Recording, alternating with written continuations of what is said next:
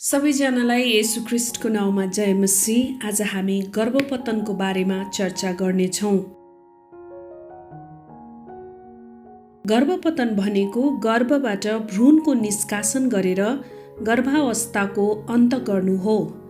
परापूर्व कालमा गर्भपतनको प्रयास जडीबुटी औषधि, तीखो उपकरणहरू, जबरजस्ती मसाज वा अन्य परम्परागत विधिहरू प्रयोग गरेर गरिएको हामी पाउँछौँ। गर्भपातको विरोध गर्नेहरूले अक्सर भ्रूणलाई जीवनको अधिकार भएको, मानिस भएको तर्क गर्छन् र उनीहरूले गर्भपतनलाई हत्यासँग तुलना गरेको पाउँछौँ। बाइबलले सिकाउँदछ कि मानव जीवन परमेश्वरको लागि मूल्यवान छ। परमेश्वरको नजरमा तपाईको बच्चा साधारण मासु या तन्तु मात्र होइन, तर ऊ वा उनी जो गर्भमा छ एक मानव हुन् र बाइबलमा स्पष्ट छ कि गर्भमा रहेको बच्चा बहुमूल्य जीवन हो। मानिस परमेश्वरकै स्वरूपमा सृष्टि गरिएका हुनाले जीवन पवित्र हुन्छ र प्रत्येक मानव जातिलाई सुरक्षा गर्नु हामी सबैको जिम्मेवारी हो। भ्रूणमा मानव जीवनको हरेक विशेषता लुकेको हुन्छ जुन हामी नयाँ जन्मजात शिशुमा पाउँछौँ। गर्भभित्र भएको भ्रूण मानव जीवन हो किनकि गर्भ बाहिर त्यो एउटा बच्चा हुन जान्छ। जीवन परमेश्वरबाट सृष्टि भएको हो र यो गर्भधारणबाट सुरु हुन्छ। हामी राजा दाउदको जीवनबाट हेर्न सक्छौँ। उहाँले अत्यन्तै सुन्दर ढङ्गले परमेश्वरको आँखाले उहाँको नबनिएको शरीरलाई देख्नु भएको कुरा वर्णन गर्नुभएको छ, जबकि त्यस समयमा अल्ट्रासाउन्ड र आधुनिक विज्ञान थिएन। तैपनि एउटा अदृश्य ठाउँमा बनिँदै गरेको दाउदको रचना परमेश्वरबाट लुकेको थिएन भनी वर्णन गरिएको छ। त्यसै गरेर अयुबले पनि स्वीकार गर्नुभएको छ कि परमेश्वरकै हातले उहाँको आकार बनाए अनि उहाँलाई सृष्टि गरे। त्यसै गरी यिर्मयालाई परमेश्वरले मैले तँलाई गर्भमा रच्नभन्दा अघि नै तँलाई चिनिसकेको थिएँ र तँलाई जाति जातिको निम्ति एक अगमवक्ता नियुक्त गरे भन्नुभएको छ। त्यसै गरी पावलको जन्म हुनु अघि नै परमेश्वरले उहाँलाई आफ्नो अनुग्रहद्वारा पावललाई बोलाउनु भएको हामी देख्न सक्छौँ। यसरी बाइबलले जन्मँदै नजन्मेको बच्चाहरूको समेत जीवन र मूल्यको पुष्टि दिँदछ। बाइबलको अवधारणा अनुसार गर्भधारण, भ्रूण गर्भावस्था यी सबै मानव जीवनको अलग अलग चरणहरू होइनन्, तर यी सबै चरणहरू जीवनको सुरुवातको अंश हुन्। यसकारण परमेश्वरले निर्दोष र असुरक्षित बच्चाहरूको जन्मभन्दा अघि होस् या पछि संसारको सबैभन्दा मूल्यवान सृष्टिको रूपमा उनीहरूको ख्याल राख्नुहुन्छ।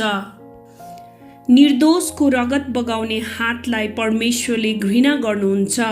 हामी दोस्रो राजा 24 हेर्न सक्छौँ। मनस्सेले निर्दोषी रगतले यरुशलेमलाई भरिदिएकाले परमप्रभुले क्षमा गर्न नचाहनु भएको हामी बाइबलको घटना स्पष्ट रूपमा देख्न सक्छौँ।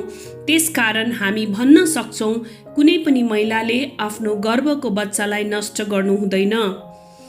उत्पत्ति 9:6 यस्तो लेखिएको छ, हत्या गर्नु गलत हो किनकि एउटा मान्छेलाई मार्नु भनेको परमेश्वरको स्वरूपमा बनेको मानिसलाई मार्नु हो, किनभने सबै मानिस परमेश्वरको स्वरूपमा बनेका हुन्छन् र उहाँ नै हुनुहुन्छ जसले सबैलाई जीवन, सास र सबै चिज दिनुहुन्छ। प्रस्थानको पुस्तक 21:22-25 वचनमा यस्तो लेखिएको छ, यदि मानिसहरू आपसमा लडन्त गर्दा कुनै गर्भवती स्त्रीलाई चोट लाग्यो र स्त्रीको केही नोक्सानी भयो भने प्राणको सट्टा प्राण त्यस मानिसलाई मिलोस् भन्नुको अर्थ महिलाको गर्भपतन हुनु भनेको शिशुलाई मार्नु हो।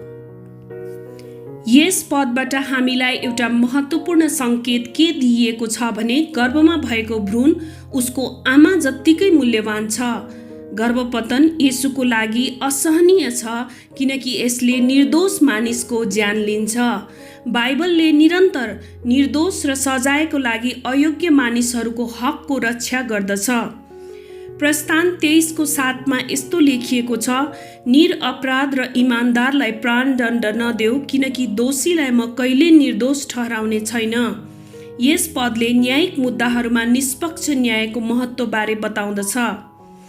प्रसिद्ध समाजसेवी मदर टेरेसा भन्नुहुन्छ, आज शान्तिको सबैभन्दा ठुलो विनाश गर्भपात हो, किनकि यो बच्चाको विरुद्ध एक युद्ध हो जसमा आफ्नी आमाले निर्दोष बच्चाको प्रत्यक्ष हत्या गर्छ। जब एउटा आमाले आफ्नो इच्छा अनुसारको जीवन जिउन आफ्नो गर्भमा भएको बच्चा मर्नै पर्छ भन्ने निर्णय लिँदछ भने त्यो एउटा गरिबी हो।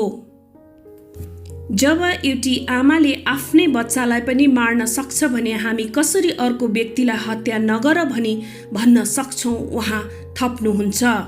येशूले आफ्ना अनुयायीहरूलाई सम्झाउनु भयो कि प्रत्येक व्यक्ति परमेश्वरको लागि बहुमूल्य छ। यति धेरै बहुमूल्य छ कि उहाँले हरेकको शिरको केश समेत गन्नु भएको छ। लुका 12:7 हामी यो कुरा हेर्न सक्छौँ। गर्भपतन त्यति बेला मात्रै अनुमति दिइन्छ जब कुनै गर्भवती महिलाको ज्यान जोखिममा हुन जान्छ, किनकि बच्चाको जीवनभन्दा आमाको जीवनलाई पहिलो प्राथमिकतामा राख्नुपर्छ। गर्भपतनको निर्णय एउटा तनावपूर्ण निर्णय हो। गर्भपातले कुनै पनि मानिसको हृदय र दिमागलाई असर गर्दछ। गर्भपतनमा संलग्न व्यक्तिहरू प्राय भावनात्मक रूपमा मात्र होइन तर आत्मिकी रूपमा पनि धेरै गहिरो रूपमा प्रभाव पारेको हुन्छ। कुनै पनि शिशुलाई जन्म दिँदा प्रसव पीडा 1 अथवा 2 दिन हुन सक्छ, तर गर्भपतनको पीडा मानिसलाई उसको जीवनभर हुन सक्छ। त्यसैले यस्तो किसिमको हत्यालाई परमेश्वरले निषेध गर्नुभएको हो। परमेश्वरले गर्भपतनलाई स्वीकृति नदिनु भएको भए तापनि धेरै महिलाहरूले गर्भपतन गर्नुभएको छ र उहाँहरूले आफूले आफूलाई क्षमा गर्न सकिराख्नु भएको छैन भने म तपाईहरूलाई उत्साह दिन चाहन्छु। गर्भपात गम्भीर पाप हो, तर परमेश्वरले तपाईँलाई क्षमा गर्नुहुन्न भन्ने सोच्नुपर्ने कुनै कारण छैन। यदि हामीले आफ्ना पापहरू स्वीकार गर्यौं र पश्चाताप गर्यौं भने परमेश्वरले हाम्रो पाप क्षमा गर्नुहुन्छ र सबै अधर्मबाट हामीलाई शुद्ध पार्नुहुन्छ, किनकि उहाँ विश्वासयोग्य र धर्मी हुनुहुन्छ। पहिलो योना 1:9 अनुसार। पहिलो कोरिन्थी 6:19 र 20 हामीले हेर्यौं भने मानव जीवनमा परमेश्वरको पूर्ण प्रभुत्व छ। हाम्रो शरीर पवित्र आत्माको मन्दिर हो, जुन पवित्र आत्मा हामीहरूले परमेश्वरबाट पाएका छौँ र उहाँ हामीभित्र वास गर्नुहुन्छ। हामीहरू मोल तिरेर किनिएका हौँ, यसकारण हाम्रो शरीरमा परमेश्वरको महिमा हुने काम मात्र हामीले गर्नुपर्छ।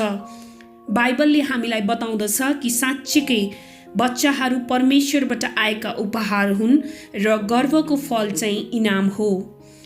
प्रसिद्ध धर्मशास्त्री अगस्टिनले के विश्वास गर्नुहुन्छ भने मानव जीवन गर्भधारणको साथ सुरु हुन्छ र उहाँ विश्वस्त हुनुहुन्छ कि गर्भमा मर्ने भ्रूणहरू बाँकी मानवताको साथ पुनरुत्थान हुनेछन् र स्वर्गमा सिद्ध शरीरहरू दिइनेछ। यो भन्नुको अर्थ गर्भमा मर्ने शिशु होस् अथवा आफ्नो आमा बुवाले पापको रोजाइ गरेर गर्भपतनको शिकार भएका शिशुहरू पनि स्वर्गमा सिद्ध शरीर पाएर परमेश्वरको साथमा हुनेछन्।